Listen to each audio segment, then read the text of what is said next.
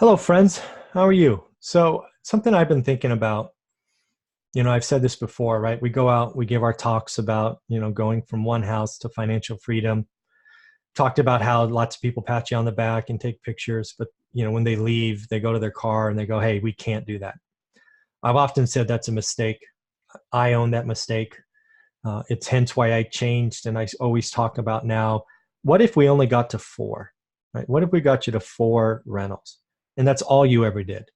Because I think four is doable. I think they're easy to finance. I think most people can see themselves getting to four, maybe one a year, one every 2 years. But I want to change it up today. And I want to do a quick video about what would happen if you had one and only one pride of ownership rental ever. I want to talk about what that might mean to you and your family. And to do that, I thought I would create a presentation just to document the numbers, right? Just throw out some woulda, coulda, shoulda estimates of the future. But if you walk this with me, I think this is what would happen if you only ever bought one pride of ownership rental. So let me bring up this presentation.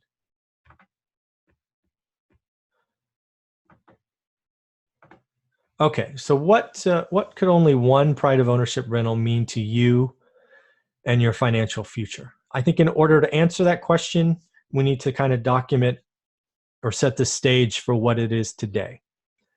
So again, right, I happen to live in California. There's a lot of people out there on YouTube talking about, $500,000 homes, $600,000 homes.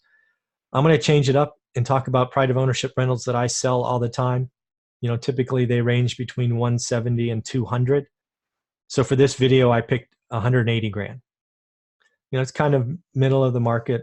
If you happen to live in the Midwest or somewhere where this is still too high, change the numbers for me. Make it 60 grand or 50 or whatever it is for you. I'm trying to make this as interesting to most of the country as possible. So this is the other assumption. Let's assume you have 1,300 rent today. It's fully leased, fully remodeled, ready to go. Let's just assume you put $50,000 down for easy math. Let's assume you have a fixed rate 30-year mortgage, which I recommend, right? Let's assume you got 4.25. These are all assumptions. Run your own numbers. This is simply a what could be kind of video.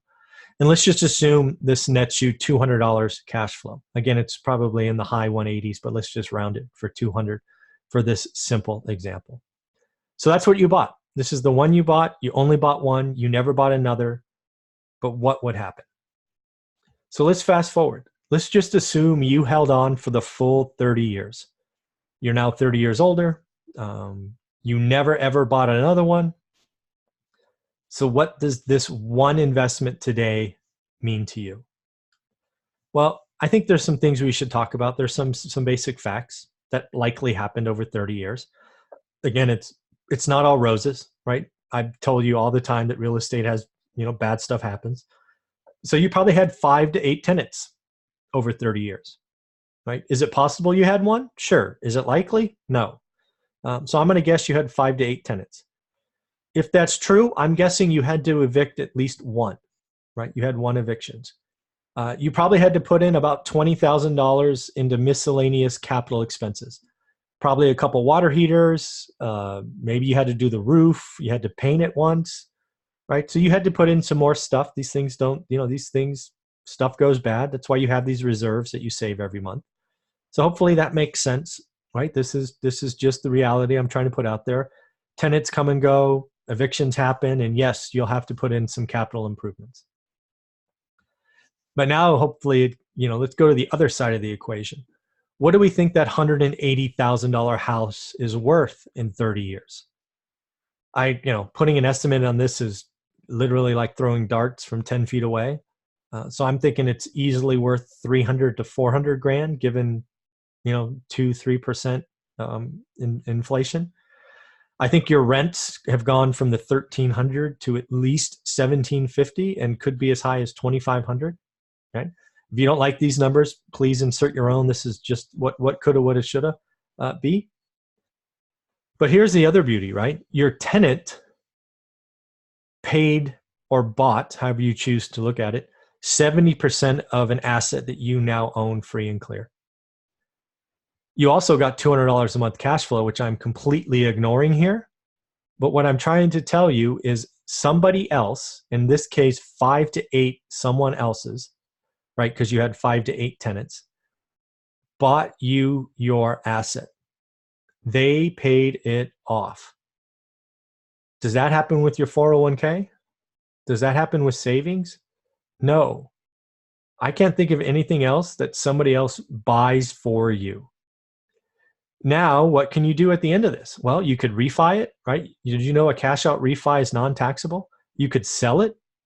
You could keep it, right? Because your cash flow now has gone from a couple $100s to $1,000, right? So there's all kinds of things. I'm on the video. So in the end, one pride of ownership rental can change your future. But what would happen if you got 4? Let me know. Leave comments below. I'd love to hear from you. So again, thank you very much and take care.